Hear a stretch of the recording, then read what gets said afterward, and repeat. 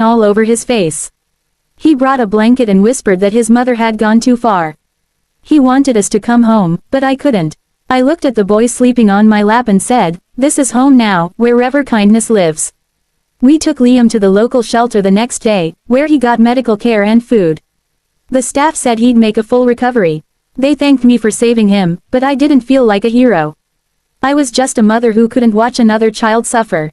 When Ethan woke up that morning, he looked at me with sleepy eyes and asked, "Mom, was I bad for giving my food?" I held his face and whispered, "No, sweetheart.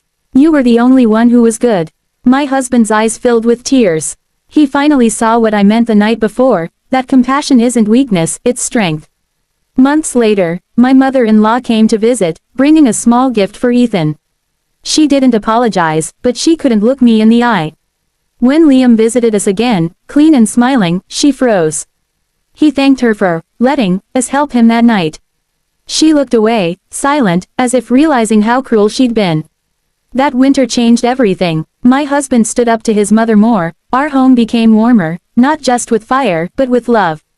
And Ethan, every night before bed, said a small prayer for anyone hungry or cold. I learned something too, that sometimes, doing what's right will cost you comfort, family, and peace for a while. But when I saw that boy alive and smiling, and my son proud of his kindness, I knew I'd made the right choice. Because no storm outside could ever be worse than the coldness of a heart that refuses to help. The morning after the storm, the world looked like it had been washed in white silence. Snow covered every roof, every path, and even the pain of the night before seemed hidden beneath its softness. But inside me, nothing was calm. My son Ethan hadn't spoken much since we left my mother-in-law's house. His small hands clung to mine as we sat near the shelter's weak fire. The boy we'd rescued, Liam, was resting under a blanket nearby. He was breathing better now, his cheeks no longer ghostly pale. Yet, my heart was still broken from what had happened.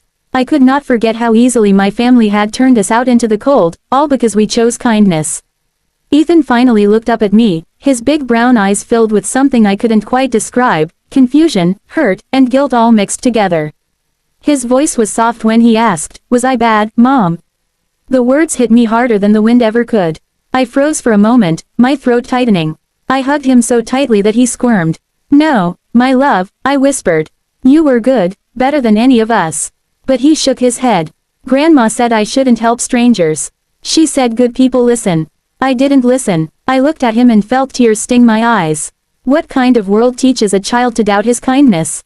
I told him the truth. "Ethan, sometimes people forget what good really means. Being good isn't about obeying fear. It's about